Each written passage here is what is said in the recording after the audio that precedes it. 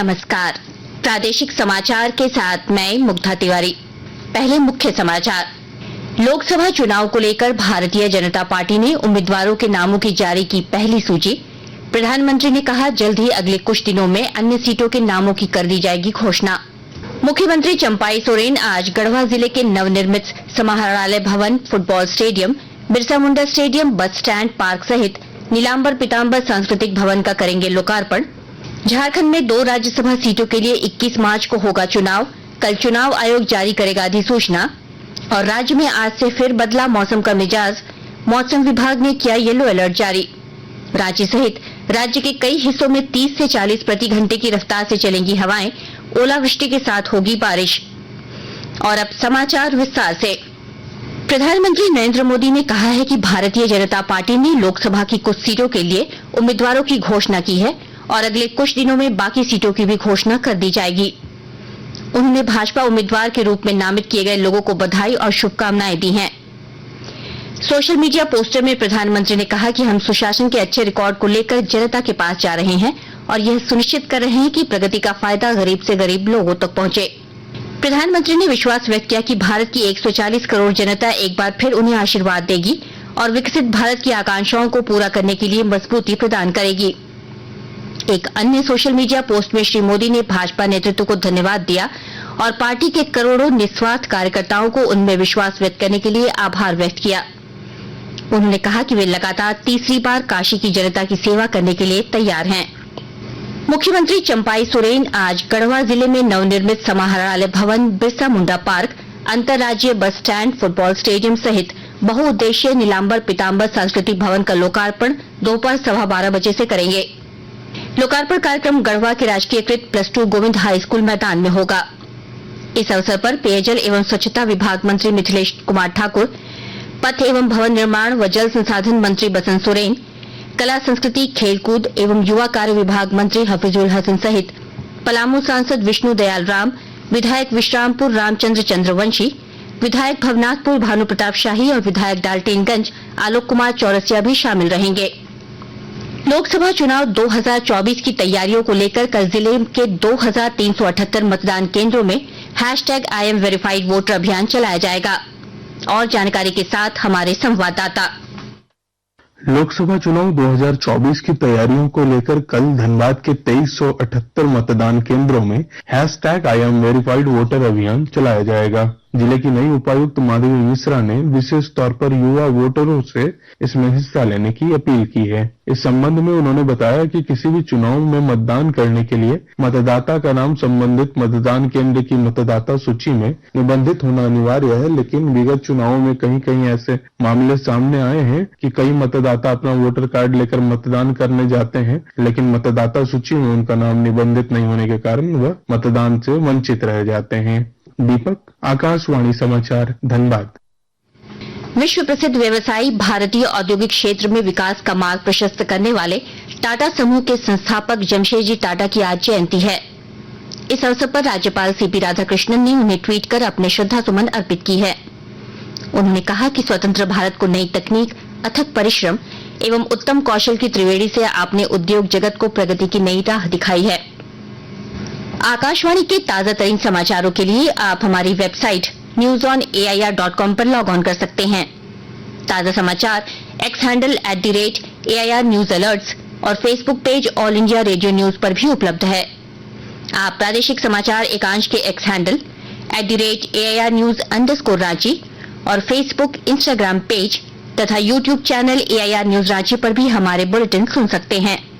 प्रादेशिक समाचार आप आकाशवाणी रांची से सुन रहे हैं। शेष समाचार इस विराम के बाद। आकाशवाणी रांची के प्रादेशिक समाचार एकांश की प्रस्तुति भारत विकास डायरी। इसमें आप अपने लोकसभा क्षेत्र की जानकारी हासिल कर सकेंगे। तो सुनिए, 21 फरवरी से 9 मार्च तक सोमवार से शुक्रवार रात 8 से 8:15 बजे तक आकाशवाणी रांची से भारत विकास डायरी।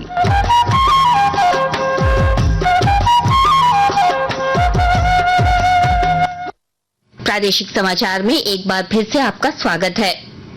राज्य से राज्यसभा की 2 सीटों पर चुनाव की तैयारी पूरी की जा रही है। इसके लिए चुनाव आयोग 4 मार्च को अधिसूचना जारी करेगा। चुनाव 21 मार्च को होगा। इसके बाद नामांकन प्रक्रिया शुरू हो जाएगी, जो 11 मार्च तक चलेगी। 12 मार्च को स्क्रूटनी होगी और 14 मार्च तक नाम वापस लिए जा सकेंगे। नतीजे 21 मार्च को मतदान के दिन देर शाम घोषित किए जाएंगे।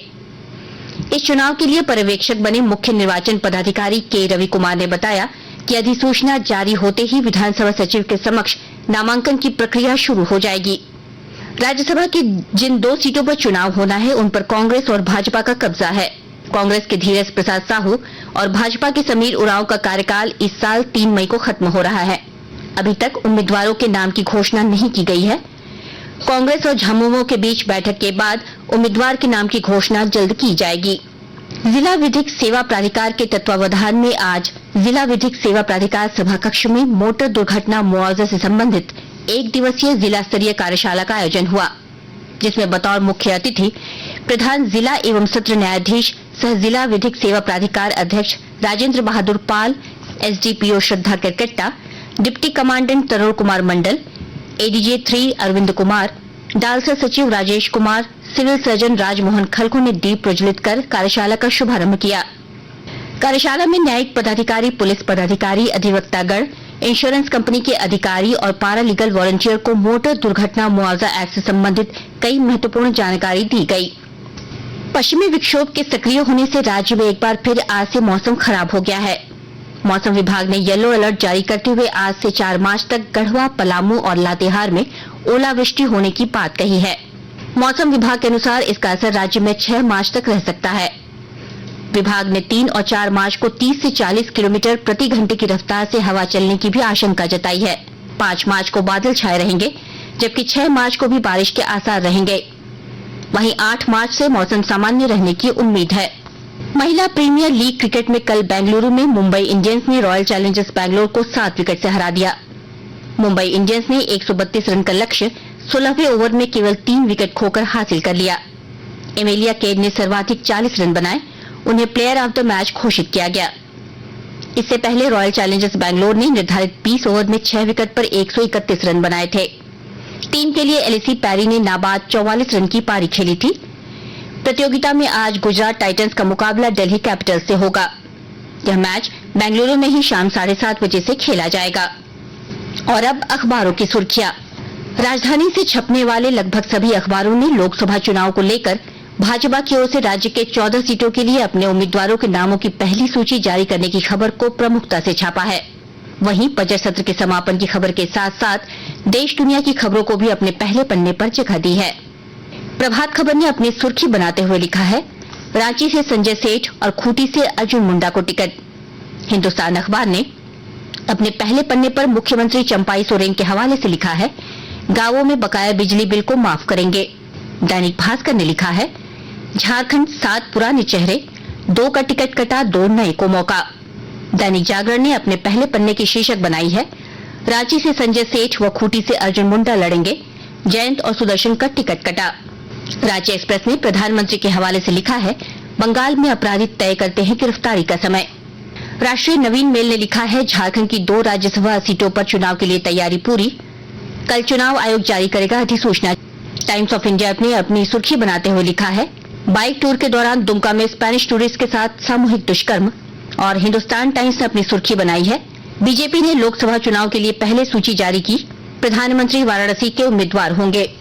अंत में मुख्य समाचार एक बार फिर। लोकसभा चुनाव को लेकर भारतीय जनता पार्टी ने उम्मीदवारों के नामों की जारी की पहली सूची। प्रधानमंत्री ने कहा, जल्द ही अगले कुछ दिनों में अन्य सीटों के नामों की कर दी जाएगी घोषणा। मुख्यमंत्री चंपाई सोरेन आज गढ़वा जिले के नवनिर्मित समाहरणालय भवन, football stadium, Birsa Munda stadium, bus stand, park सहित नीलांबर पीतांबर सांस्कृतिक भवन का करेंगे लोकार्पण।